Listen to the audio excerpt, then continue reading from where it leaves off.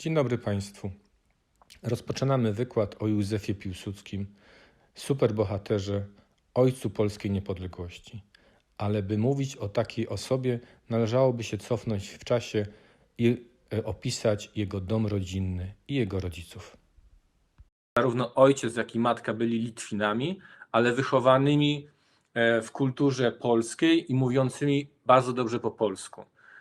Józef Piłsudski był uczestnikiem, był zaangażowany bardzo mocno w powstanie styczniowe. Powstanie styczniowe w 1863 roku wybuchło i zakończyło się klęską, tak jak poprzednie powstanie listopadowe.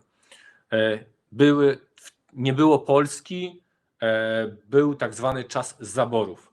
Józef Wincenty Piłsudski, ojciec Józefa Piłsudskiego, był komisarzem rządu narodowego podczas powstania. To spowodowało, że był prześladowany i musiał uciekać ze Żmudzi na Litwę przed prześladowaniami carskimi i po klęsce powstania styczniowego ukrywał się.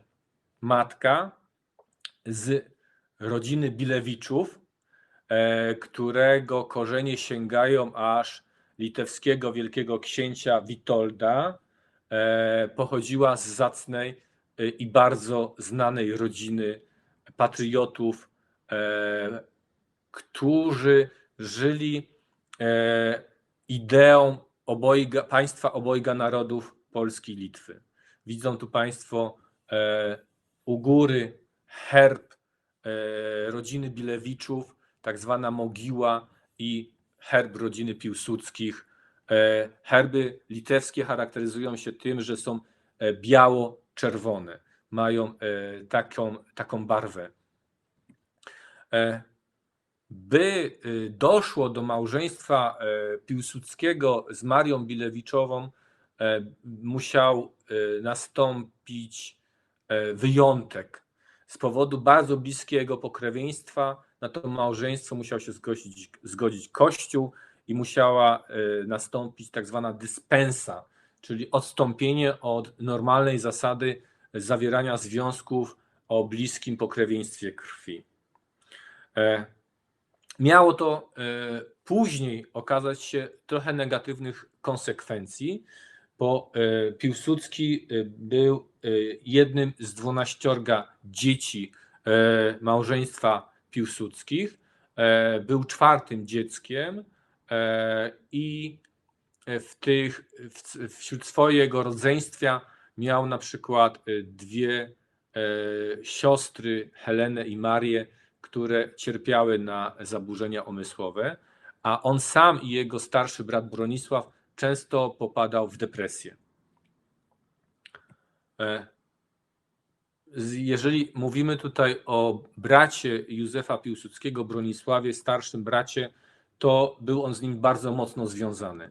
Razem z nim poszedł do szkoły średniej, do pierwszego gimnazjum wileńskiego, gdzie bracia byli poddawani bardzo intensywnej, mocnej rusyfikacji. Nie wolno było mówić po polsku, za mówienie po polsku były kary cielesne, można było dostać rózgą, można było dostać w twarz za to, że mówiło się po polsku. Ale to nie zrażało w żaden sposób braci. Bracia, będąc w szkole średniej, czyli w wieku 14-15 lat, zakładają kółko samokształceniowe o nazwie Spójnia, które miało za zadanie sprowadzanie polskich książek. W tajemnicy koledzy z klasy Józefa i Bronisława Piłsudskiego czytali polskie książki. Polskie zakazane książki. W 1885 roku Józef Piłsudski kończy gimnazjum z bardzo dobrymi ocenami. Jedyna ocena, która była dostateczna, to była ocena z języka rosyjskiego. Kończy to gimnazjum i zaczyna studia w Charkowie na Uniwersytecie Medycznym. Chciał być lekarzem. Co ciekawe, po pierwszym roku studiów chciał się przenieść bliżej Wilna, bliżej rodziny, bo Charków jednak leżał daleko od jego rodzinnych terenów, ale władze carskie nie zgodziły się na to. Po pierwszym roku studiów w 1887 roku Piłsudski, Bronisław i Józef Piłsudski zostali wplątani w spisek na życie cara. Zostali zatrzymani pod zarzutem spisku na życie cara i ten długa rozprawa, areszt i przesłuchania zakończyły się dość tragicznie dla obu braci. Co ciekawe, warto o tym wspomnieć, że ten ówczesny spisek był bardzo poważnym spiskiem, ponieważ w tym zatrzymaniu tych spiskowców między innymi brał udział starszy brat Włodzimierza Lenina, Aleksander Uljanow, który został skazany na karę śmierci i została ta kara śmierci wykonana. Bronisław został skazany także na karę śmierci, ale dzięki zabiegom rodziny, dzięki działaniom rodziny została mu ta kara zamieniona na 15 lat katorgi i zesłania na wyspę Sachalin. Józef Piłsudski nie został skazany. Został może nie uniewinniony, ale został zwolniony bez wyroku skazującego. Jednakże w ówczesnej carskiej Rosji istniała taka procedura, taka kara administracyjna nakazująca przeniesienie kogokolwiek, każdego mieszkańca cesarstwa, przeniesienie w dowolne miejsce w caracie rosyjskim. I tak właśnie taka kara administracyjna została wobec Józefa Piłsudskiego wykonana i został on wysłany w głąb Rosji na 5 lat. De facto bez wyroku został wysłany w głąb Rosji na Syberię, gdzie miał obowiązek przebywania i był tam nadzorowany. Co ciekawe, przez te 5 lat na tej Syberii poznał, zobaczył, spotkał skazańców z powstania styczniowego, czyli po 30 prawie latach od zakończenia powstania styczniowego na tej Syberii cały czas byli skazańcy z tego powstania. Na chwilę chciałbym się z Państwem, dla Was zatrzymać przy bracie starszym Józefa Piłsudskiego, Bronisławie Piłsudskim, który został skazany na 15 lat katorgi na wyspie Sachalin. Piłsudski, Bronisław dotarł na wyspę Sachalin i miał wielkie szczęście. Spotkał tam Lwa Sternberga, znanego etnografa, również przebywającego na zesłaniu. Nauczył się od niego metod funkcjonowania naukowca, badacza w nowo powstającej nauce, jaką była etnografia, czyli nauka badająca ludy pierwotne, badająca kulturę pierwotną, część antropologii człowieka, czyli nauki o człowieku. Przebywając na Sachalinie, Bronisław zaczyna badać unikatowe plemię Ainów. I będąc już 13 lat na zesłaniu, proszę sobie wyobrazić, dostaje od Cesarskiej Akademii Nauk propozycję badania tejże kultury Ainów w imieniu Cesarskiej Akademii Nauk. Dostaje pieniądze, dostaje jakby zatrudnienie, etat badacza. Ainowie to jest rdzenny lud wysp japońskich. Dzięki Bronisławowi Piłsudskiemu udało się na ówczesne czasy, to był początek XX wieku, lata 1908-1915, udało się wykonać ponad 300 zdjęć Ainów w ich naturalnym środowisku, a także udało się wykonać zapisy głosu, zapisy słów i Bronisław Piłsudski, przepraszam, jest przede wszystkim badaczem, który zachował dziedzictwo Ainów, stworzył język, skatalogował i opisał język Ainów, gdzie zebrał ponad 10 000 słów, które gdyby nie on, wymarłyby, zniknęłyby z użycia. On właśnie dokonał tego zapisu. Proszę sobie wyobrazić, jak na ówczesne czasy to było coś fenomenalnego. On zapisywał te głosy, wyrazy, słowa Ainów na woskowe stożki.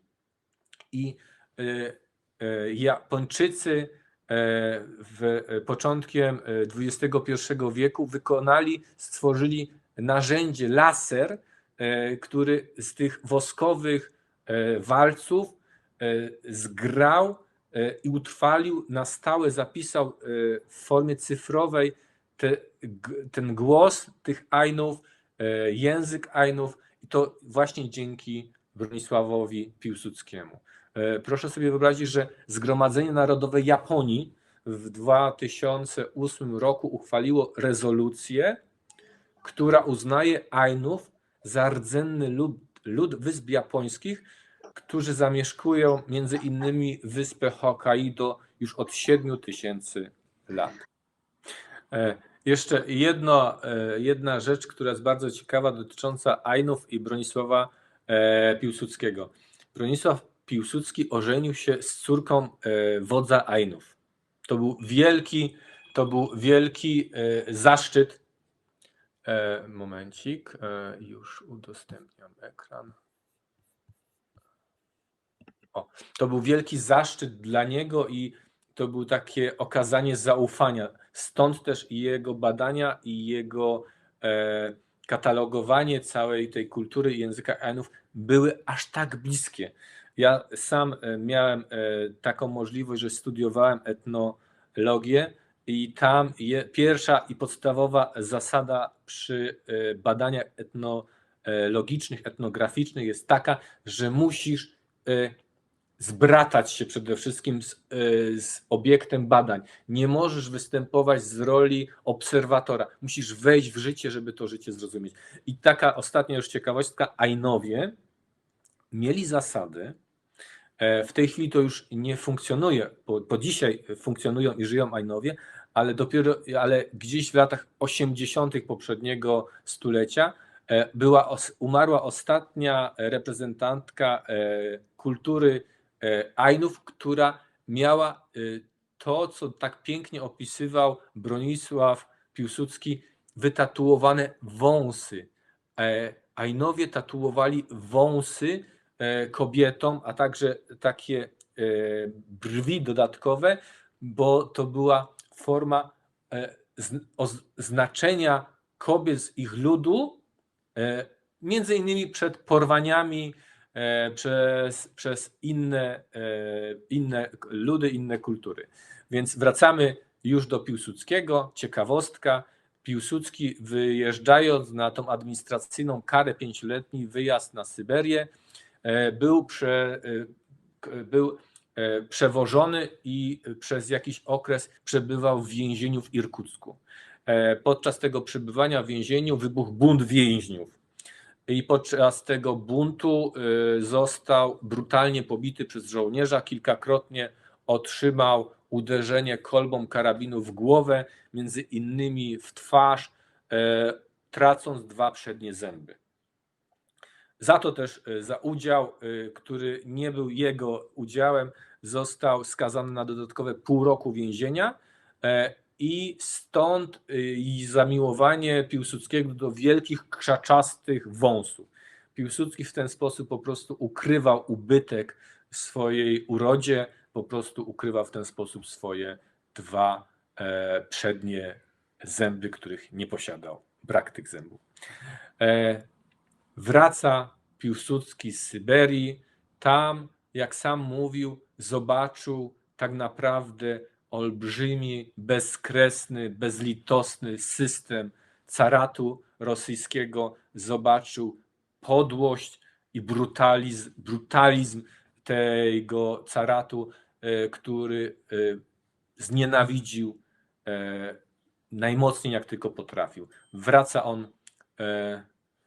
Wraca on do Wilna w 1992 roku i wstępuje do Polskiej Partii Socjalistycznej. Co ciekawe, obecnie Piłsudski jest najbardziej uwielbiany, wstawiany za wzór przez stronników, przez miłośników partii prawicowych, choć sam on był członkiem, organizatorem, dużym przedstawicielem Partii Socjalistycznej. Tak wraca w 1892, zapisuje się do PPS-u, czyli Polskiej Partii Socjalistycznej, ale tak jak mówi, Polska Partia Socjalistyczna dla Piłsudskiego miała jedną i najważniejszą tezę. Mówiła ona o tym, że pierwszym postulatem tej partii jest walka o niepodległość Polski.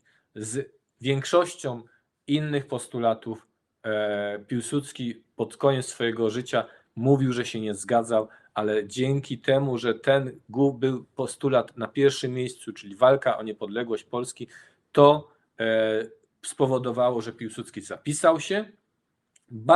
Piłsudski odkrywa w sobie, i pokazuje olbrzymi talent pisarski. Zostaje to docenione. Na początku zostaje korespondentem czasopisma Przedświt, co w polskim języku znaczy, że przedświt to jest moment, kiedy jeszcze nie świta, nie wstaje dzień, ale jest taka chwila, kiedy budzi się życie i to jest właśnie, jak w tytule tego czasopisma, Przedświt. 2 lata później, w 1894 roku, zostaje redaktorem naczelnym pisma Robotnik, które to pismo jest wydawane w Łodzi. Tam też przenosi się do tej Łodzi, tam jest drukowane to pismo i wydawane. Łódź wtedy jest gigantycznym miastem robotników, gdzie postulaty Polskiej Partii Socjalistycznej wpadają na podatny grunt. Wtedy też poznaje działających w PPS-ie Stanisława Wojciechowskiego i Ignacego Mościckiego, dwóch późniejszych prezydentów II Rzeczypospolitej. I powiedzmy sobie to szczerze, ludzi,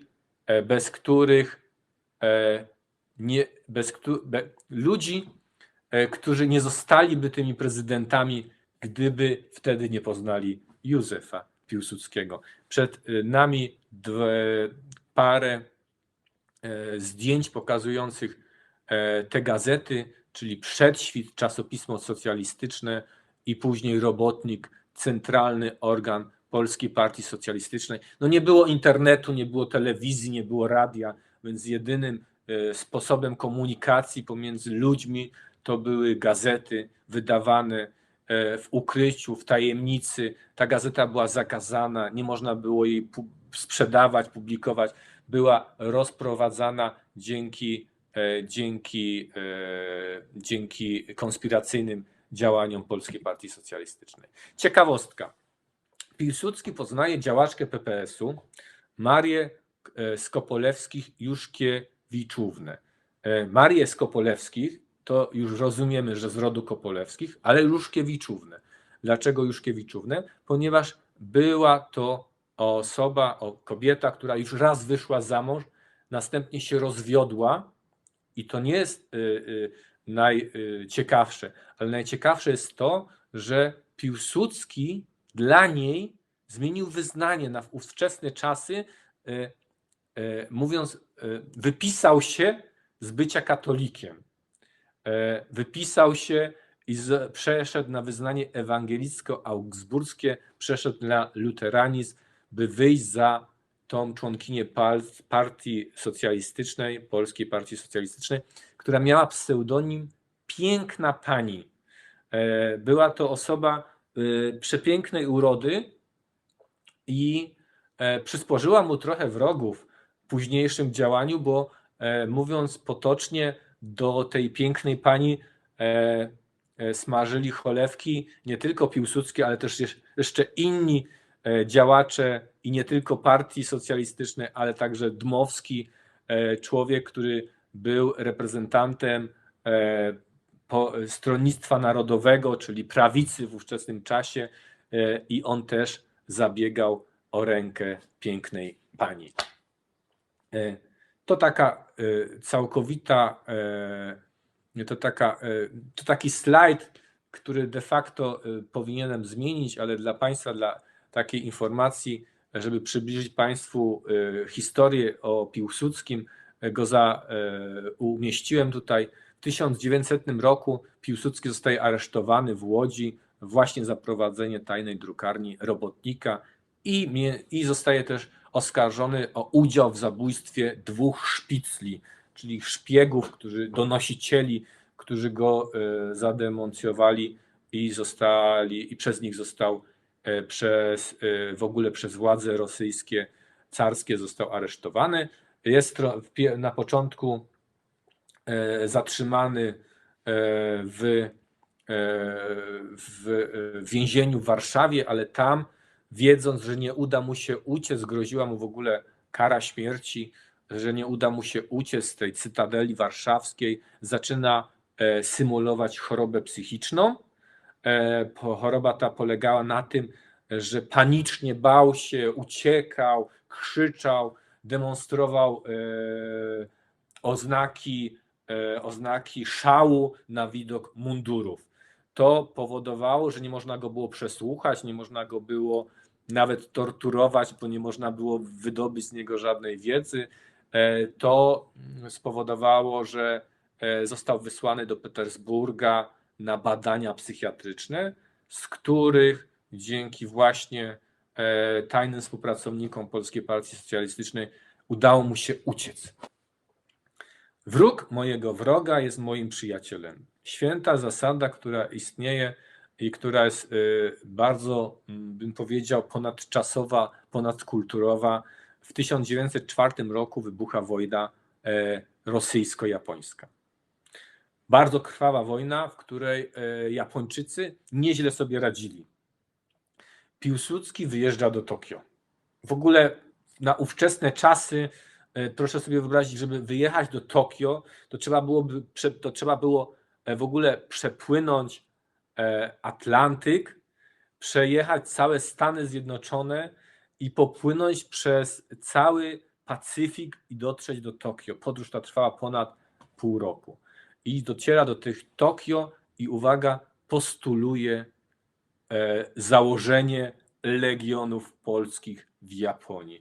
Jak znacie Państwo hymn polski, to mówi się o legionach włoskich, które za przewództwem Dąbrowskiego przybyły do Polski i pozwoliły uzyskać wolność Polsce.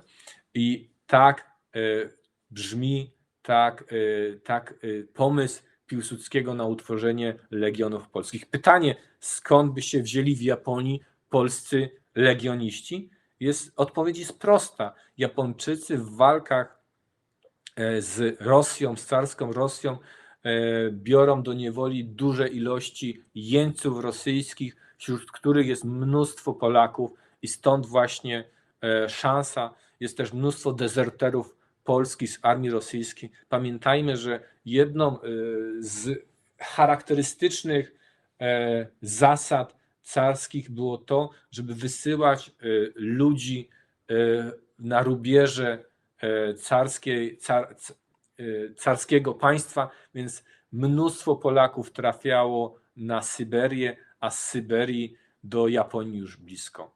I stąd próba nawiązania współpracy z japońskimi służbami, udana próba nawiązania. Co ciekawe, Piłsudski korzysta z wiedzy, ze znajomości języka japońskiego swojego brata, bo pamiętajmy, że Sachalin to jest jedna z wysp położonych blisko Japonii i Bronisław Piłsudski, starszy brat, o którym już mówiliśmy, Józefa Piłsudskiego, razem z nim podróżuje po Japonii, spotyka się, tłumaczy na język japoński postulaty Piłsudskiego, Józefa Piłsudskiego. I co jeszcze ciekawsze, w tej Japonii, w tym Tokio, Józef Piłsudski spotyka Romana Dmowskiego, czyli kolejnego wielkiego Polaka, który także tam był i także starał się znaleźć język współpracy i pomagać Polakom w odzyskaniu niepodległości. Co smutne, gdzie Polaków dwóch, tam trzy zdania, a gdzie Polaków trzech, tam wielka kłótnia i tak też nastąpiło wtedy, ponieważ to Dmowski storpedował postulaty Piłsudskiego, napisał list, w którym opisuje Piłsudskiego jako awanturnika, nie nadającego się do prawdziwej współpracy, co też jakby stronie japońskiej dało sygnał, że pomysł Piłsudskiego może nie być z korzyścią dla Japończyków. I proszę sobie wyobrazić, jednak Piłsudski otrzymuje wsparcie, w ogóle staje się, to jest ciekawe, staje się agentem służb japońskich w sprawie polskiej, deklaruje przesyłanie informacji o sytuacji na terenach zaboru polskiego, na terenach całego caratu do Japonii. W zamian otrzymuje pierwsze pieniądze, za które może kupić broń na działalność rewolucyjną. Piłsudski jest prekursorem tej działalności zbrojnej w Polskiej Partii Socjalistycznej. Stąd za jego namową we współpracy był jako jeden z pierwszych, który w tej działalności konspiracyjnej, która na początku była tylko działalnością pacyfistyczną, w drukowaniu gazet, informowaniu, przechodzi na wyższy poziom, staje się tak naprawdę terrorystą z punktu widzenia współczesnego świata, tworzy od powstania styczniowego tylko, czyli po 40 latach, 1663 rok, powstanie styczniowe, w 1904 roku nastąpi pierwsze zbrojne wystąpienie ludności polskiej przeciwko władzy carskiej w Warszawie. Powstaje za jego namową, z jego inicjatywy organizacja bojowa OB-PPS-u. Piłsudski terrorysta, tak jak powiedziałem. Wśród wielu akcji zbrojnych możemy sobie wyobrazić napad na pociąg. Tak, Piłsudski dokonuje napadu na pociąg, dokładnie na pociąg pocztowy, w wyniku którego, uwaga, zdobywa olbrzymi majątek, 200 000 rubli, co pozwoli na dalsze działania rewolucyjne, na kupowanie broni. Czy 200 000 rubli to jest duży pieniądz? Zróbmy sobie taki eksperyment. 100 rubli to była moneta o ciężarze 1 uncji wykonana z czystego złota. 1 uncja złota na początku stycznia tego roku kosztowała $2000. W tej chwili kosztuje około $1700, ale średnia oscylacja uncji złota to jest około 1500 do $2000 współczesnych. Czyli 100 rubli to było około 2000 uncji złota, co na współczesne pieniądze daje od 3 do 4 milionów dolarów współczesnych. Czyli napada na pociąg i zdobywa 4 miliony dolarów. Mnóstwo pieniędzy, co pozwala działać intensywniej. Co ważne, Polska Partia Socjalistyczna i sam Piłsudski już nie działa na terenie kongresówki, czyli zaboru rosyjskiego, czyli przestrzeni byłego Królestwa Polskiego zagarniętego przez Rosję, ale działa na terenie Austro-Węgier. dokładnie w Lwowie i tam właśnie dzięki temu, że zabór austriacki jest zaborem, w którym Polacy mieli najwięcej wolności, bo istniały wolne szkoły uczące w języku polskim, nawet szkoły średnie i istniał Uniwersytet Krakowski, Jagielloński, w którym uczono po polsku też i to on tam w tym Lwowie i w Krakowie zakłada organizacje niepodległościowe, paramilitarne, zakłada Związek Strzelecki, legalną organizację paramilitarną. I tak, to się dzieje. Wybucha I wojna światowa. Jednakże przed wybuchem I wojny światowej chciałbym jeszcze wspomnieć, że Piłsudski nawiązuje współpracę z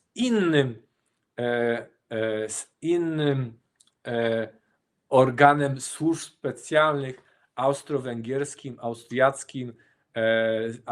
austriacką jednostką, która zajmuje się szpiegostwem, zostaje agentem austriackim, ponieważ wierzy, że dzięki wsparciu,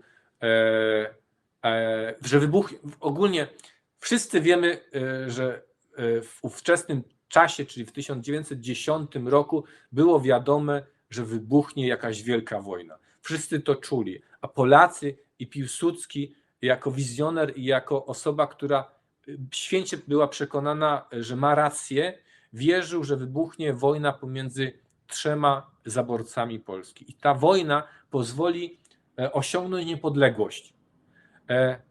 Dmowski, jego przeciwnik działający cały czas w zaborze rosyjskim, wierzył, że powstanie Polska w ramach caratu, w ramach Imperium Rosyjskiego, która później będzie mogła walczyć o niepodległość.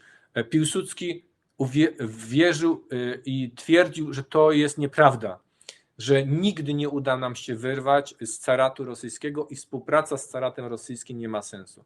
Wierzył za to, że wykorzystując Austriaków i Niemców będzie mógł stworzyć jednostki paramilitarne, a później legiony polskie, które będą początkiem wojska polskiego. I to mu się udało. A udało mu się to tylko dzięki temu, że przekonał służby specjalne Austro-Węgier, że będzie walczył z Rosjanami. Bo pamiętajmy, I wojna światowa to była Francja, Wielka Brytania i Rosja przeciwko państwom centralnym, czyli Niemcom i Austro-Węgrom.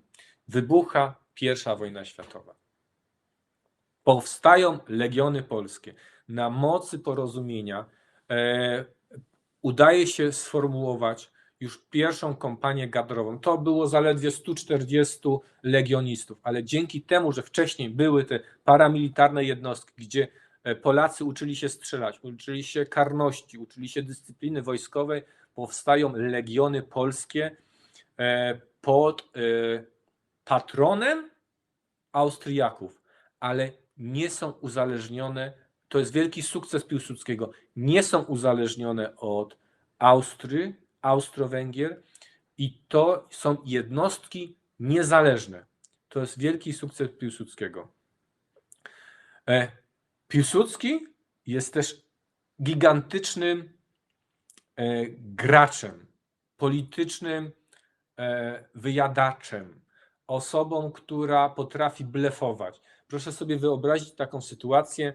3 sierpnia formuje się kompania kadrowa, wielkie spotkanie wszystkich stronnic patriotycznych w Galicji, bodajże w Krakowie, i tam Piłsudski 6 sierpnia na tym spotkaniu stronnic niepodległościowych mówi, że 3 sierpnia powstaje w Warszawie rząd niepodległościowy, który jego wysyła do Galicji i mianuje go komendantem głównym całego Wojska Polskiego. To jest nieprawda. Piłsudski blefuje. 6 sierpnia, spotykając się z tymi wszystkimi stronnictwami, widząc kłótnie pomiędzy nimi, blefuje i mówi, że powstał rząd narodowy w Warszawie, który jemu powierzył funkcję komendanta głównego Wojska Polskiego i za i przekonuje tych wszystkich działaczy politycznych do tego, żeby jemu powierzono komendę nad wojskami polskimi działającymi nad legionami i tak też się dzieje. Tak też się dzieje. On zostaje przez stronników w Galicji, czyli w zaborze austriacko-węgierskim, zostaje mianowany tym głównym dowodzącym wojsk polskiego. Jemu podlegają legiony. Legiony prowadzą bardzo skuteczne działania na terenach zaboru rosyjskiego, bo też zostały de facto tak skonstruowane i de facto wysłane przez Austriaków na tereny zaboru rosyjskiego, żeby działały jakby jak piąta kolumna. To jest takie sformułowanie, które de facto wywodzi się z I wojny światowej. Piąta kolumna to jest jakby działanie na zapleczu wojsk przeciwnika, burzenie mostów, mobilizowanie ludności przeciwko wrogowi na jego własnym terytorium. I tak też się dzieje. Legiony zdobywają szacunek Austriaków i tworzy się legenda bohaterskiego komendanta. Sukcesy polskich żołnierzy wzbudzają szacunek. Legiony powiększają się. To już jest w pewnym momencie ponad 3500 legionistów. Oprócz tego jest dużo Polaków, którzy przechodzą, dezerterują z armii carskiej, przechodzą na stronę Austriaków, funkcjonują w ramach wojska austriackiego i Austriacy uświadamiają sobie, że rośnie siła militarna w ramach ich działalności militarnej i pojawia się pewien problem. Z jednej strony Cesarstwo Niemieckie i Austriacko-Węgierskie w listopadzie 1916 roku to jest pierwszy dokument międzynarodowy, który deklaruje utworzenie niezależnego państwa polskiego, ale na ziemiach Imperium Rosyjskiego. Austriacy i Niemcy mówią: hola, hola, Polacy, zgadzamy się, możecie utworzyć swój kraj, ale z tego, co wyrwiecie Rosjanom, co zdobędziecie od Rosji, jak wygracie z nimi, to my wam pozwolimy utworzyć nie niepodległe, ale niezależne. To jest taki kruczek w tej deklaracji, który był wyraźnie zrozumiały przez Piłsudskiego. Pozwolimy wam utworzyć jakieś kadłubowe państwo, ale oczywiście będziecie niezależnym państwem, ale nie niepodległym, bo będziecie zależeć od Austrii i Niemiec. Co się dzieje? My, Polacy, mamy jakąś słabość do mężczyzn z wąsami. Piłsudski był takim pierwszym naszym męczennikiem, bohaterem o walkę z wąsami. Później po 60 ponad latach takim drugim będzie Lech Wałęsa, też wielki Polak z wąsami, więc Piłsudski staje się męczennikiem, staje się bohaterem. Wyobraźcie sobie, że w momencie, kiedy władze austriackie postanawiają zmusić legionistów polskich do przysięgi na lojalność wobec władz austriackich, wobec cesarza austriackiego, wtedy następuje olbrzymi kryzys. Nazywa się to kryzys przysięgowy. Władze austriackie zmuszają Piłsudskiego na to, żeby jego legioniści złożyli przysięgę na wierność wojskom niemieckim i austriackim. Piłsudski się na to nie zgadza.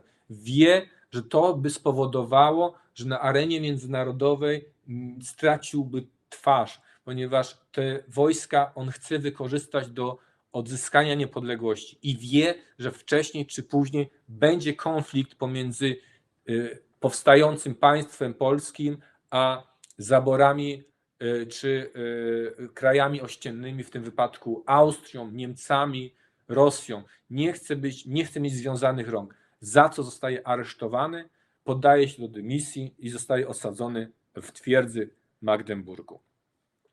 Staje się on wtedy znany na całe tereny polskie, staje się bohaterem. Wyobraźcie sobie, że urzędnicy polskiego pochodzenia strajkują, zakłady pracy strajkują, żołnierze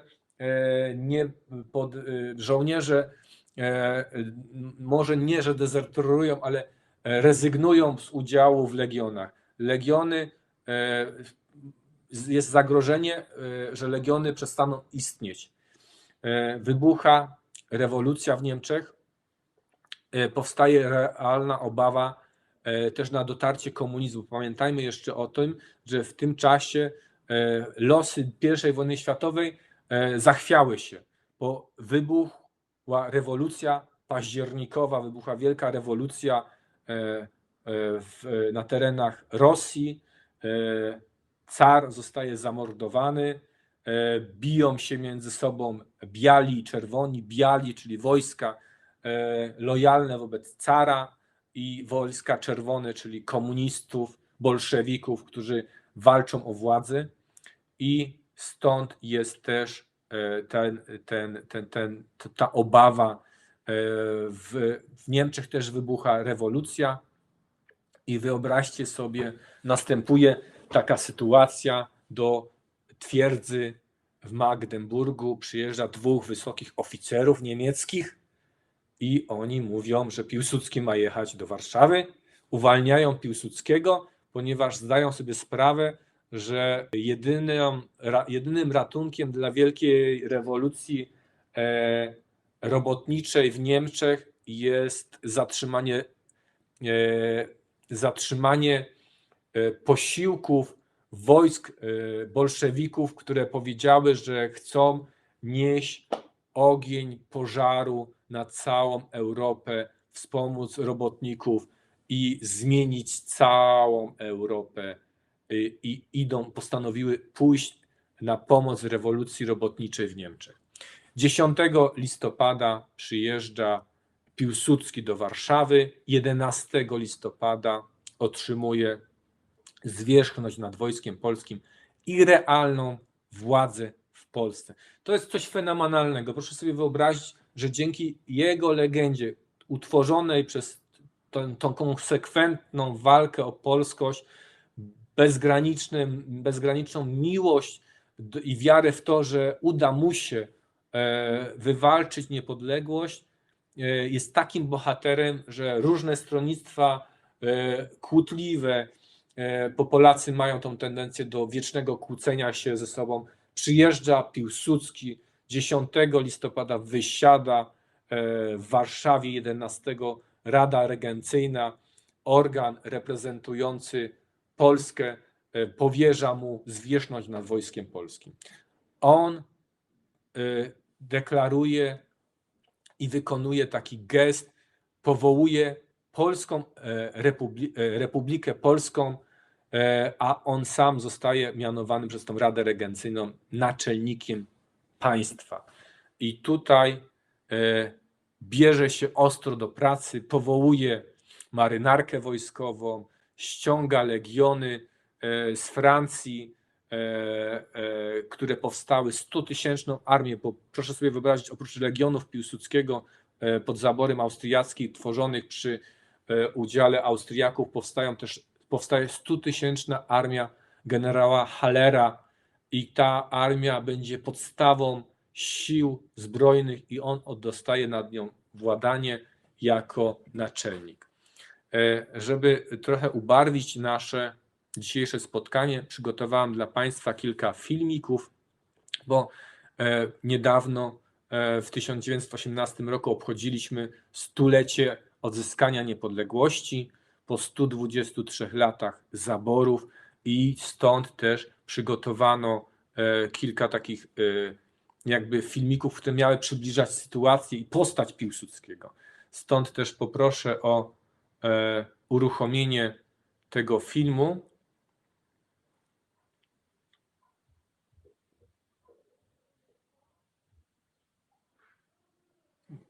Proszę chwileczkę, bo ja ze swojej strony nie mogę go uruchomić.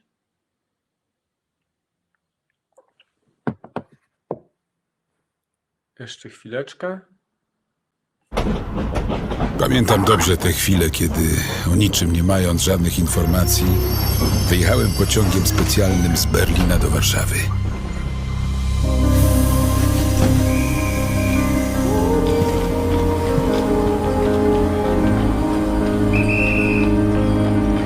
Jechałem nie wiedząc zupełnie, co w Polsce się dzieje.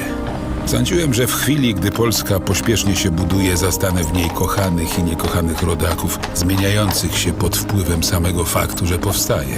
Że w ich piersiach znajdę ten pierwiastek siły, którego dotychczas brakowało. Z tym marzeniem, z tą iluzją przyjechałem. Zostałem rozczarowany bardzo silnie. Wszędzie mamy pół słowa, pół środki, pół decyzje charakteryzujące ogólną słabość. Zastawszy stan chaosu, pół rewolucji, pół nie wiem czego, wykazałem tę samą niechęć do rządzenia, tę samą niechęć do wyraźnego postawienia sprawy, jaką mieli wszyscy inni robiący w owym czasie próby rządzenia. Byłem przerażony tym, co zastałem i chciałem, wyznam, najbardziej tchórzliwie uciec z Warszawy.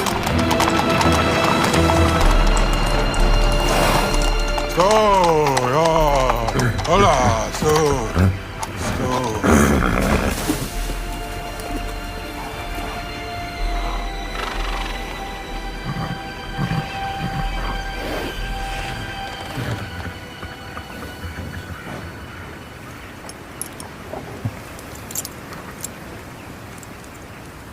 Niech żyje Polska! Niech żyje.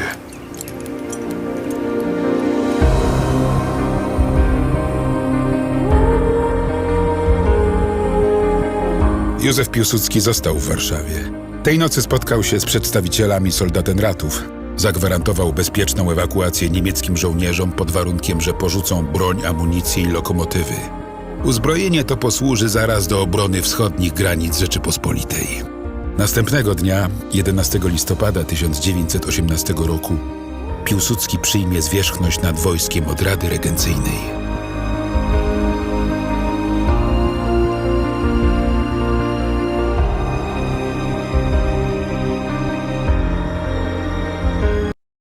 Dziękuję bardzo. O, tak jest. Jesteśmy. Czyli reasumując, po 123 latach zaborów powstaje wolna Polska. I to nie na terytorium jednego zaborcy, ale na terytorium byłych 3 zaborców. I mamy tutaj olbrzymie wyzwanie przed nowo powstającą Polską. Po pierwsze, te zabory nie były kompatybilne ze sobą. Nic się ze sobą nie łączyło. 123 lata dzielenia Polaków granicami, rusyfikacją, germanizacją spowodowało, że te przedstawiciele tych zaborów, Polacy, byli wobec siebie nieufni. Kształtowały się granice i to granice, które trzeba było wywalczyć. Ogólnie po zakończeniu I wojny światowej mieliśmy taką sytuację, że na terytorium Rosji cały czas jest wojna domowa. Niemcy i Austro-Węgry były przegranymi. I co fenomenalne, Polska była po stronie wygranych dzięki współpracy z Francją, z Wielką Brytanią, dzięki temu, że walczyła z Niemcami, z Austrią i z Rosją. Jeden z postulatów po zakończeniu I wojny światowej było utworzenie wolnej, niepodległej Polski. To był postulat krajów zwycięskich i to się udało. Granice kształtują się przez plebiscyty, ale także przez powstania. Na Śląsku wybuchają 3 powstania. Wybucha powstanie w Wielkopolsce. Przyjeżdża Ignacy Paderewski do Wielkopolski, do Poznania i tam wybucha zwycięskie, jedno z najwspanialszych powstań w historii Polski. Wspaniałe, zwycięskie powstanie, które spowoduje przyłączenie Wielkopolski do granic powstającej II Rzeczypospolitej. Piłsudski był wizjonerem i ta jego wizja wyznacza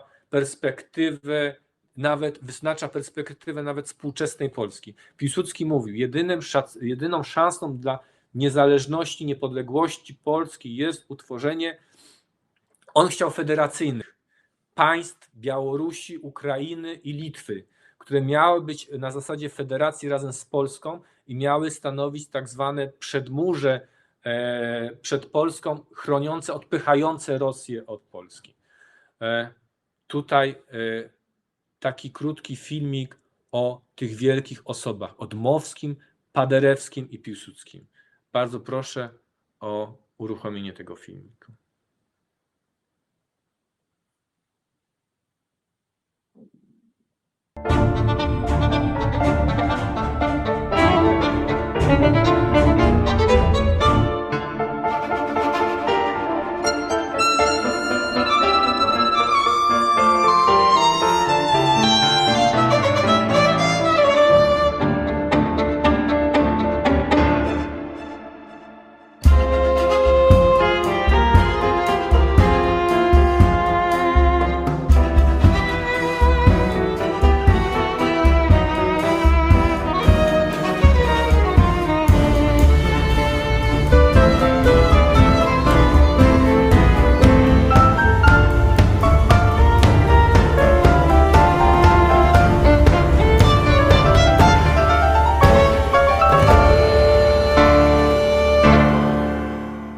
Wybuch I wojny światowej w 1914 roku stworzył wyjątkową okazję do podjęcia sprawy niepodległości Polski na forum międzynarodowym. Trzej zaborcy po raz pierwszy od lat stanęli po przeciwnych stronach frontu. Sojusznicy, którzy wspierali się od czasu Kongresu Wiedeńskiego i Świętego Przymierza, teraz wytoczyli przeciwko sobie argumenty propagandowe i argumenty siły. Powstała szansa, że w wyniku porażki któregoś z nich na ziemiach polskich odtworzona zostanie jakaś forma polskiego bytu państwowego. Jaka pozostawało w 1914 roku wielką niewiadomą. Sprzyjającą koniunkturę międzynarodową starali się wykorzystać czołowi politycy polscy prowadzący działalność na rzecz kraju na arenie międzynarodowej. Już w latach poprzedzających wojnę czołową rolę w tym procesie odgrywali Józef Piłsudski, Roman Dmowski i Ignacy Jan Paderewski. Ludzie reprezentujący różne tradycje ideowe i różne koncepcje walki o przyszłą Polskę. Józef Piłsudski urodził się w 1867 roku w zamożnej rodzinie ziemiańskiej w Złułowie w guberni wileńskiej. W trakcie studiów na Uniwersytecie w Charkowie brał udział w ruchu konspiracyjnym. W 1887 roku został aresztowany i zesłany na 5 lat na Syberię. Po powrocie z Rosji wstąpił do Polskiej Partii Socjalistycznej i ponownie włączył się w działalność polityczną. Został redaktorem naczelnym Robotnika. Powtórnie aresztowany w 1900 roku za działalność konspiracyjną, trafił do Cytadeli Warszawskiej, skąd udało mu się uciec. W 1904 roku prowadził w Tokio rozmowy w sprawie wsparcia akcji PPS przez rząd Japonii, państwa będącego w tym czasie w stanie wojny z Rosją. W 1910 roku rozpoczął tworzenie Strzelca i Związku Strzeleckiego, legalnych organizacji paramilitarnych na terenie Galicji. Idea przyszłego państwa polskiego, jaką w okresie poprzedzającym wybuch wojny głosił Piłsudski, opierała się o tzw. koncepcję federacyjną. W opinii Piłsudskiego głównym przeciwnikiem Rzeczypospolitej była zawsze Rosja. Twierdził on zatem, że przyszłe państwo polskie powinno graniczyć na wschodzie z niepodległymi Litwą, Białorusią i Ukrainą. Państwa te, sfederowane z Polską, miały stanowić swego rodzaju kordon sanitarny, oddzielający Rzeczpospolitą od Rosji. Inną wizję polityczną reprezentował Roman Dmowski. Urodzony w 1864 roku w Kamionku koło Warszawy, już w czasie studiów na Uniwersytecie Warszawskim związał się z ruchem narodowym. W 1893 roku został uwięziony przez Rosjan w Cytadeli. Zesłany poza kongresówkę, uciekł do Lwowa. Tam utworzył w 1895 Stronnictwo Narodowo-Demokratyczne i został czołowym politykiem tej partii. W czasie rewolucji 1905 roku wystąpił przeciwko antyrosyjskiej akcji socjalistów Piłsudskiego. W 1907 roku został posłem do Dumy parlamentu rosyjskiego. Napisał w tym czasie książkę Niemcy, Rosja i kwestia polska, w której zawarł swoje uwagi o sytuacji Polaków wobec państw zaborczych. Idea polityczna, jaką głosił Dmowski, zakładała w pierwszym etapie zjednoczenie wszystkich ziem polskich i uzyskanie autonomii w ramach Imperium Rosyjskiego, a później odzyskanie niepodległości w oparciu o sojusz z Rosją w opozycji do Niemiec. Koncepcja inkorporacyjna, jak zwykło się nazywać ten plan, przewidywała, że w przyszłości Polska powstanie jako państwo narodowe. Głównego przeciwnika Polski dostrzegał w cesarstwie niemieckim i wprowadzonej przez Berlin polityce germanizacji. Trzeci z ojców niepodległości, Ignacy Jan Paderewski, urodził się w 1860 roku w Kuryłówce w pobliżu Winnicy na Podolu, w zaborze rosyjskim. Studiował na uczelniach muzycznych w Warszawie, Berlinie i Wiedniu, korzystając m.in. ze wsparcia sławnej Heleny Modrzejewskiej. Po pełnych sukcesów występach w Europie w 1892 roku osiadł w Stanach Zjednoczonych, gdzie uznawano go za największego żyjącego wirtuoza fortepianu. Wykorzystując swą niezwykłą popularność, stał się na całym świecie jednym z najlepiej rozpoznawalnych ambasadorów polskości. Wybuch wojny oznaczał dla Piłsudskiego, Dmowskiego i Paderewskiego zupełnie nowe szanse i warunki dla prowadzenia działań politycznych i wojskowych. Piłsudski zawarł porozumienie z naczelnym dowództwem wojsk austro-węgierskich i wykorzystując zaplecze galicyjskich stowarzyszeń strzeleckich utworzył w 1914 roku Legiony Polskie oraz dowodził ich pierwszą brygadą. Gdy w 1917 roku legiony odmówiły złożenia przysięgi na wierność Niemcom, około 3300 legionistów pochodzących z zaboru rosyjskiego internowano, a około 3500 żołnierzy z Galicji przeniesiono do armii austro-węgierskiej i wysłano do Włoch. Sam Piłsudski został przez Niemców aresztowany i osadzony w Magdeburgu. Po wybuchu rewolucji w Niemczech i zwolnieniu z więzienia wrócił do Warszawy, gdzie 11 listopada objął pełnię władzy wojskowej, a wkrótce potem przyjął funkcję tymczasowego naczelnika państwa. Dmowski po wybuchu wojny utworzył w Warszawie Komitet Narodowy Polski, wspierający Rosję w konflikcie z państwami centralnymi. Potem przez Finlandię i Szwecję udał się na zachód, gdzie rozpoczął akcję na rzecz Polski w stolicach państw Ententy.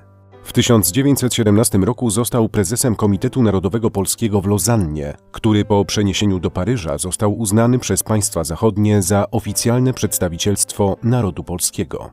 Jednym z rezultatów jego starań było sformowanie we Francji 100-tysięcznej Armii Polskiej, która po odzyskaniu niepodległości stała się podstawą sił zbrojnych Rzeczypospolitej. Paderewski, wykorzystując swą popularność na Zachodzie, kontynuował działalność na rzecz Polski i Polaków, zbierając m.in. wraz z Henrykiem Sienkiewiczem fundusze na pomoc ofiarom wojny. W styczniu 1917 roku napisał dla prezydenta USA Woodrow Wilsona memoriał postulujący odrodzenie niepodległego państwa polskiego z dostępem do morza. W rok później wniosek ten znalazł odbicie w sławnym 13. punkcie orędzia prezydenta Wilsona w sprawie przyszłego porządku międzynarodowego. Działania trzech polityków zbiegły się w historyczną kulminację na przełomie 1918 i 1919 roku. 16 listopada socjalista Piłsudski, sprawujący realną władzę na terenie Polski, zawiadomił depeszą rządy krajów zachodnich o powstaniu odrodzonego państwa. Informacja ta nie zyskała jednak większego odzewu. Dla opinii międzynarodowej polityczną reprezentacją Polski na arenie międzynarodowej był Komitet Narodowy Polski w Paryżu, kierowany przez przedstawiciela myśli narodowej Dmowskiego. Jedyną szansą na połączenie argumentów i atutów obu orientacji było powołanie rządu wspieranego przez oba ośrodki polityczne. Piłsudski zwrócił się do Dmowskiego z osobistym listem, w którym apelował o połączenie wysiłków na arenie międzynarodowej. Proszę wierzyć, że najbardziej chciałbym uniknąć dwoistego przedstawicielstwa Polski przed Ententą i dążę do jednolitej reprezentacji interesów Polski, gdyż wtedy tylko będą one dostatecznie uwzględnione. Mediatorem pomiędzy obydwoma obozami stał się Paderewski. Jego misja zakończyła się sukcesem. 16 stycznia 1919 roku został powołany rząd, w którym Paderewski objął funkcję premiera i ministra spraw zagranicznych. Był to pierwszy rząd odrodzonej Rzeczypospolitej, który został uznany na arenie międzynarodowej. W 1919 roku Paderewski wraz z Dmowskim reprezentowali Polskę na konferencji pokojowej w Paryżu. W początkowym okresie obrad konferencji, która rozpoczęła się w styczniu w siedzibie francuskiego Ministerstwa Spraw Zagranicznych, Polskę reprezentował Dmowski. Był świetnie przygotowany do tej roli jako przewodniczący Komitetu Narodowego Polskiego i uczestnik licznych debat o kształcie powojennej Europy.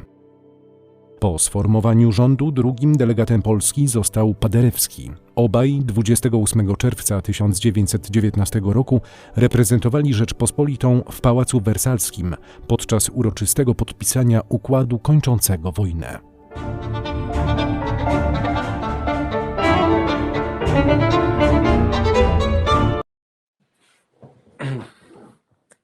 Pamiętacie Dmowskiego? Tego człowieka, którego spotkał Piłsudski w Tokio i który storpedował jego pomysł utworzenia legionów w Japonii, polskich legionów w Japonii. Jednak nie wszystkie rzeczy, które kiedyś się nam nie udały, nie skutkują w przyszłości tym, że coś się nam uda. Dmowski wzniósł się ponad swoje ograniczenia, ponad swoją chęć i swoją wizję utworzenia Polski, wzniósł się i przekazał władzę Piłsudskiego, który go o to poprosił.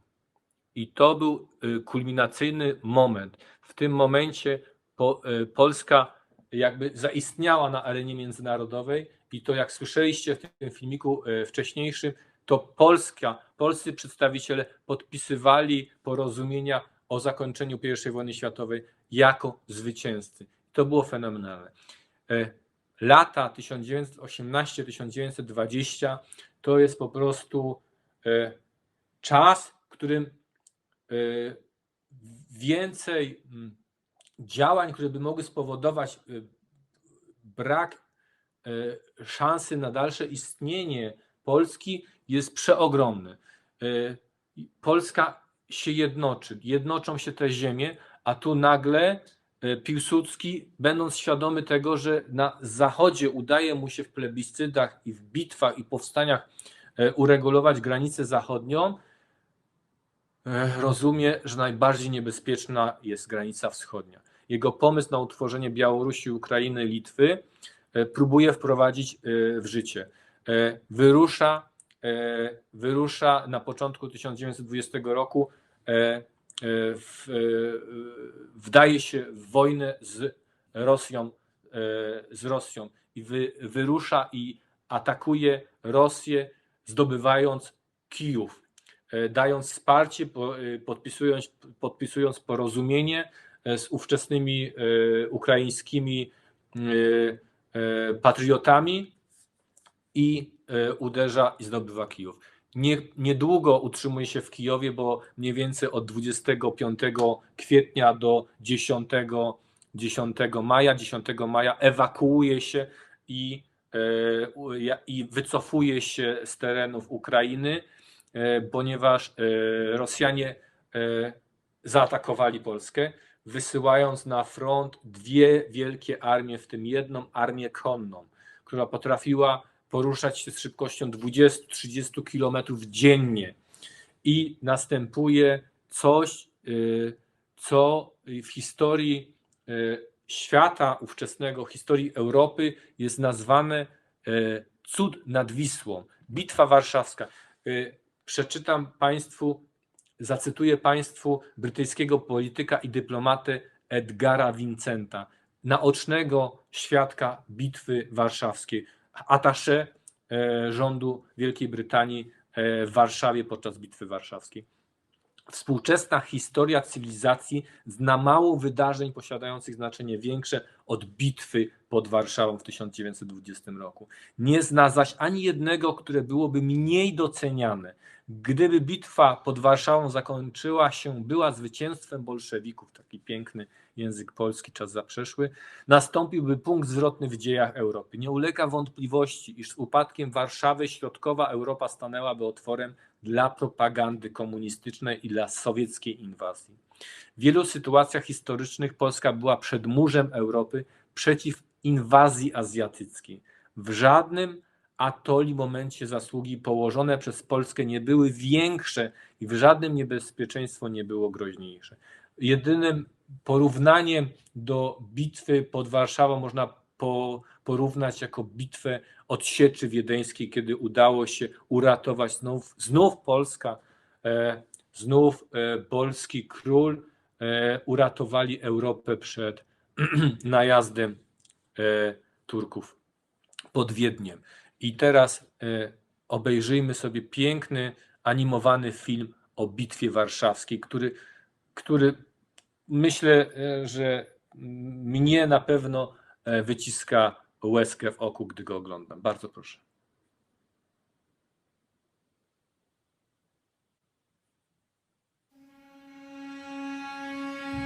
Jest początek lipca 1920 roku. Polska po 123 latach zaborów odzyskała niepodległość. Od ponad 10 miesięcy trwa wojna polsko-bolszewicka. Poruczniku, bolszewicy na lewej flance. Nasza piechota wycofuje się. Strzelczyk, weź zwiat i rozejrzyj się. Jeżeli zobaczysz duże siły bolszewików, wystrzel czerwoną racę. Tak jest! Poruczniku! Odwrót! Natychmiast!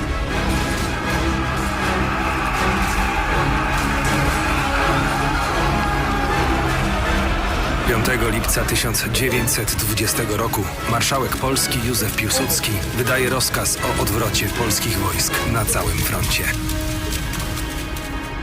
Bitwa Warszawska 1920. Panowie, a więc bolszewicy przerwali front. Czy sytuacja wygląda naprawdę tak źle? Niestety tak. Nasza armia jest zmęczona, a bolszewicy wszystkie siły rzucili na nas. Cofamy się na całej linii. Panowie, ten szaleniec Lenin chce, by cała Europa spłynęła krwią. Polska jest pierwsza na jego drodze. Kiedy dotrą do Warszawy? Obawiam się, że prędzej niż myślimy. Pokonują co najmniej kilkanaście kilometrów na dobę. Do przodu pcha ich żołnierzy nie tylko chęć grabieży, ale i głód panujący w ich armii. A przed dezercją bronią oddziały tyłowe czeka strzelające do uciekinierów. A więc mamy niewiele czasu. Najwyżej kilkanaście dni. Powinniśmy poinformować społeczeństwo. Niech się gotują na najgorsze. Warszawa. Pałac arcybiskupa Aleksandra Kakowskiego. 10 lipca 1920 roku. Księże Ignacy, niestety, nie mogę się zgodzić. Ale dlaczego, eminencjo? Czy my, kapłani, nie powinniśmy być wzorem w tak trudnym dla ojczyzny czasie? Być z żołnierzami, podtrzymywać w nadziei, a gdy trzeba dać przykład i pójść w pierwszym szeregu do walki? W pierwszym szeregu niedorzeczność. Nie. Kapłani powinni służyć z tyłu, pocieszać rannych i załamanych, spowiadać. Tam bardziej są potrzebni. Proszę posłuchać. Mam już 40 wniosków o służbę jako kapelani. Nie wszystkich przecież mogę przenieść. W końcu też i inni czekają na pasterską posługę i opiekę. Biedni, młodzież i sieroty, którymi ksiądz się opiekuje. Ale dobrze, zastanowię się jeszcze. Już w połowie lipca na front odeszli pierwsi ochotnicy z całej Polski. Z Poznania, Górnego Śląska, Łodzi, Radomia, Kielc. Był już najwyższy czas, aby wzmocnić siły polskich wojsk i dać stolicy czas na przygotowanie się do obrony. Spójrzcie, to ksiądz Skorupka. Przyjęli księdza na kapelana? Tak. Biskup wreszcie się zgodził.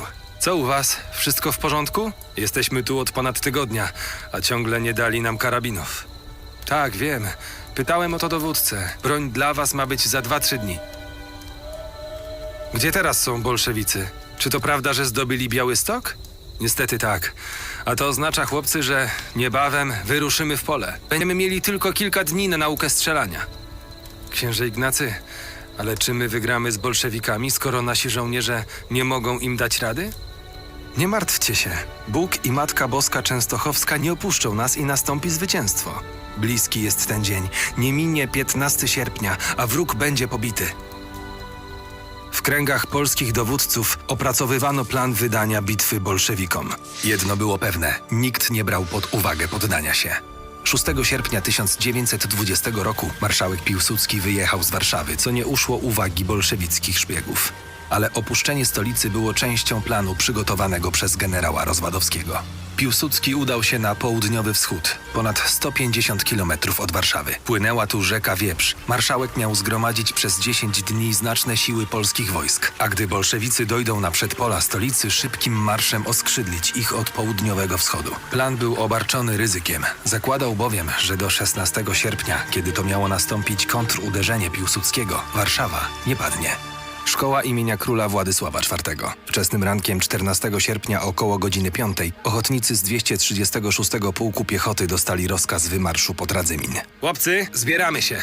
To będzie nasza pierwsza walka. W nocy przed wymarszem ksiądz Skorupka sporządził testament. Dręczyło go, że opuścił dzieci z sierocińca i że pozostawił zaciągnięte przez siebie długi. W testamencie napisał, że chciałby je spłacić ofiarą własnego życia. Następnego dnia poprosił dowódcę o możliwość walki w pierwszym szeregu. Wieść o wymarszu młodych ochotników szybko dotarła do rodzin i najbliższych mimo porannej godziny. Chłopców żegnano płaczem. Około 6 rano ochotnicy dotarli na linię frontu, gdzie kazano im zająć wioskę Ossów, ciągnącą się wzdłuż drogi. Płaski i nieosłonięty teren przerażał. Zaczęła się walka. Dla wielu ochotników był to pierwszy kontakt z bronią. W czasie ataku uczyli się dopiero ładować karabiny. Straty były ogromne, a polscy żołnierze cofali się w panice. Oficerowie próbowali powstrzymywać uciekających, sami idąc na czele natarcia, ale strach przed śmiercią pokonywał młodych żołnierzy. Dla księdza Skorupki było jasne, jak wiele zależy od wiary w zwycięstwo. Naprzód, chłopcy! Serdeczna matko, opiekunko ludzi, niech cię płacz sierot do litości wzbudzi.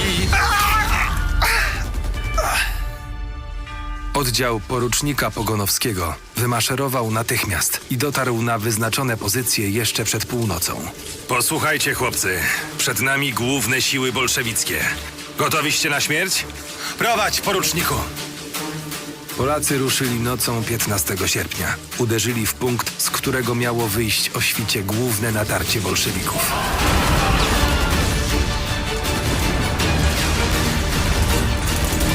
Nastał ranek 15 sierpnia 1920 roku. Święto Wniebowzięcia Najświętszej Maryi Panny. Dla katolików największe maryjne święto. Kolejny dzień krwawej bitwy. Polskie oddziały odwodowe uderzyły na całym przedpolu Warszawy. Telegram do Piłsudskiego wysłany? Tak jest, panie generale. Panie marszałku, telegram od generała Rozwadowskiego. Prosi o przyspieszenie kontruderzenia. Żołnierze, za mną! 15 sierpnia wieczorem Polacy odbili Radzymin. Jednak do sztabu generała Żeligowskiego dochodziły niejasne informacje, więc pułkownik Tome udał się tam osobiście. To skandal. Nasze natarcie się zatrzymało. Proszę spojrzeć. To kuchnie polowe strzelców kaniowskich, a w nich piwo. Co? Co tu się dzieje? Melduję, panie pułkowniku, że zdobyliśmy główny punkt strategiczny w Radzyminie. Browar. Wieziemy teraz piwo naszym chłopakom w okopach. Pułkownik Tome zrozumiał, że bitwa o Radzymin jest wygrana, nawet jeśli w mieście byli jeszcze jacyś bolszewicy. Zobaczył, że do serc żołnierzy wrócił spokój, radość i przekonanie o zwycięstwie. W jeden dzień żołnierze marszałka pokonali 150 kilometrów i doszli 17 sierpnia na tyły armii bolszewickiej. W tym czasie na przedpolach Warszawy dalej toczyła się bitwa, choć odrzucono bolszewików daleko od pierwszej linii okopów. Mówią, że nad polskimi żołnierzami czuwała Matka Boska, wszak 15 sierpnia jest jej świętem. To do niej modlili się polscy żołnierze i generałowie o ratunek. A zwycięstwo nad hordami bezbożników to jej zasługa. Inni uważają, że nie byłoby zwycięstwa, gdyby nie poświęcenie żołnierzy, lub że o losach bitwy zadecydowały bohaterskie czyny księdza Skorupki i porucznika Pogonowskiego, albo że to zasługa broni przywiezionej do Polski z Francji i amunicji z Węgier, lub znakomitego planu generała Rozwadowskiego, akcji informacyjnej generała Hallera i bezbłędnego wyczucia marszałka Piłsudskiego co do momentu kontruderzenia. Ciało księdza Ignacego Skorupki zostało przewiezione do katedry polowej Wojska Polskiego w Warszawie. Podczas uroczystej mszy pogrzebowej generał Józef Haller odznaczył bohaterskiego kapłana Krzyżem Srebrnym Orderu Virtuti Militari. W 1930 roku w stolicy zawiązał się komitet budowy jego pomnika, który miał stanąć tuż obok gmachu liceum Władysława IV, skąd w sierpniu 1920 roku wyruszał ze swoimi podopiecznymi na front. Na przygotowanym cokole komunistyczne władze umieściły jednak w listopadzie 1945 roku pomnik Braterstwa Broni Armii Czerwonej, będący na długie lata symbolem zniewolenia Polski i Warszawy przez Rosję sowiecką. Bitwa Warszawska na 21 lat zatrzymała ekspansję bolszewicką w Europie. Została uznana za jedną z najważniejszych bitew w dziejach świata.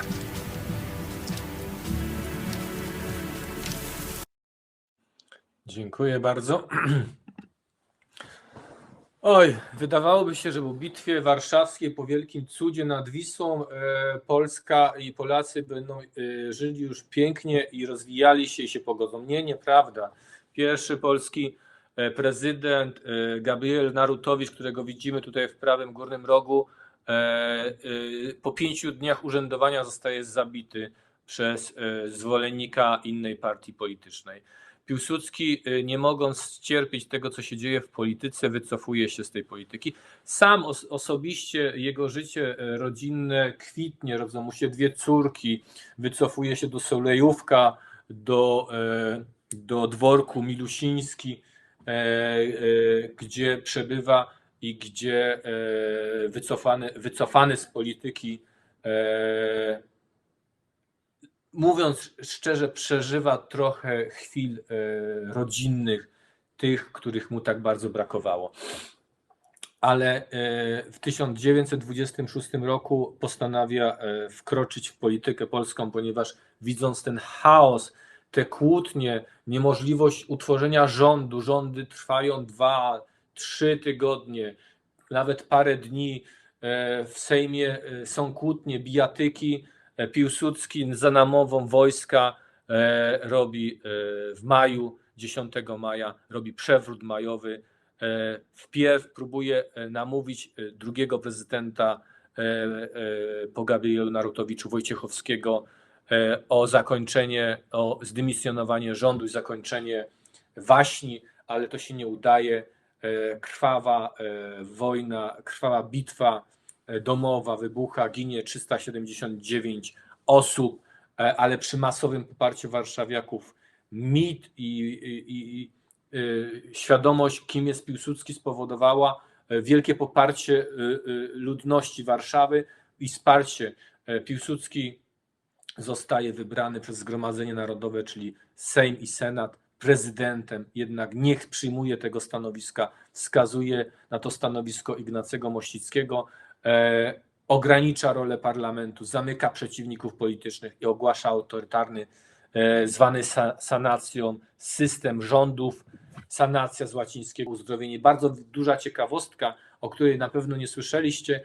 Po dojściu do władzy Hitlera Piłsudski, widząc co się dzieje w Niemczech, zaproponował koncepcję wojny prewencyjnej. Piłsudski zaproponował, żeby wkroczyć z wojskami czeskimi, francuskimi, brytyjskimi na terytorium Niemiec i zmusić Adolfa Hitlera do przestrzegania traktatu wersalskiego. Gdyby ówczesna klasa polityczna posłuchała go, może nie byłoby wtedy II wojny światowej. Józef Piłsudski umiera w 1935 roku. W tym samym roku udaje mu się jeszcze przed śmiercią podpisać nową konstytucję, która była szyta na miarę Piłsudskiego. Piłsudski nie dożył, nie mógł zostać prezydentem, nie dożył już tych czasów. 1935, za 4 lata wybucha II wojna światowa. Piłsudskiego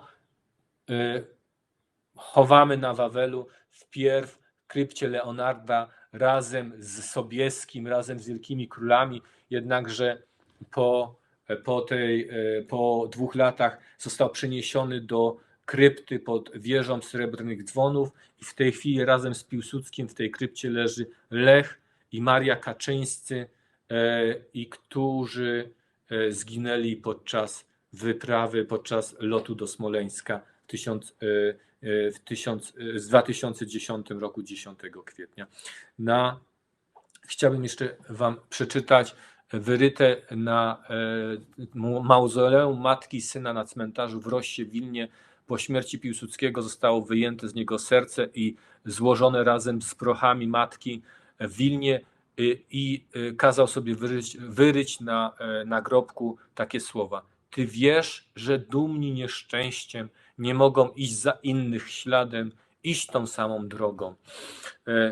Można to zobaczyć wyryte na jego nagrobku. To jest krypta pod wieżą srebrnych dzwonów na Wawelu. I na koniec chciałbym Państwu jeszcze pokazać miejsca pamięci na świecie, gdzie są pomniki Piłsudskiego.